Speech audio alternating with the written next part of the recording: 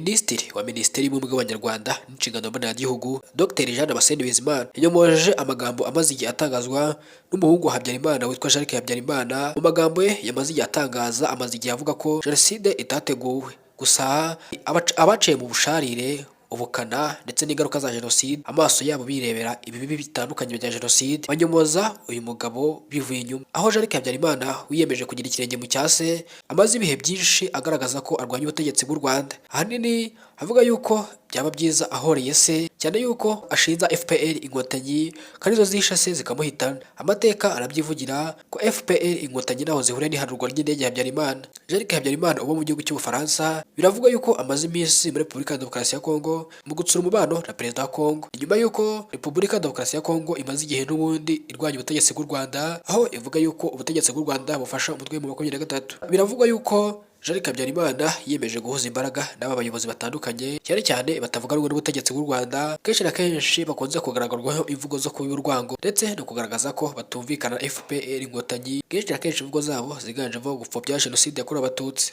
Muri misa none hari kugaragara imvugo zibiba urwango, cyane cyane ku batavuga rumwe n'ubutegetsi bw'u Rwanda, harimo nko gupfobya Jenoside yakorewe Abatutsi, indi myitwarire idahwitse ibiba amacakubiri mu bantu ndetse n'urwango. Ibi byose byafashe intera nyuma yuko muri iyi minsi ya none imbuga nkoranyambaga zageze ku rundi rwego, aho umuntu nyine abiba urwango mu bantu atavuye iwe kugira ngo ahigwe abe yafatwa abiryozwe, bikaba bigoranye cyane. Imbuga nkoranyambaga zikoreshwa na buri wese aho ariho hose ku isi, ku buryo bigoye kuba wamugeraho ngo ube wamuhana cyangwa se ngo umunyuze akanyafu. U Rwanda rwanyuze mu bibi cyane bitandukanye kubera umwaka w'1959 kugira amagingo aya ngaya. Gusa uyu munsi wa none leta y'u Rwanda yimakaje inkiko gacaca, ubumwe n'ubwiyunge, guhuriza hamwe abaturage mu rwego rwo kwirinda amacakubiri n'icyabiba urwango mu baturage, yaba abatwa, abatutsi ndetse n'abahutu. Umunsi wa none ntabwo iyi mvugo ikivugwa mu Rwanda. Twese turi Abanyarwanda. Abakoze Jenoside bagafatwa babihamijwe n'ibyaha byabo, hanyuma barakatirwa ndetse barangiza ibihano bagaruka mu buzima busanzwe. Uyu munsi wa none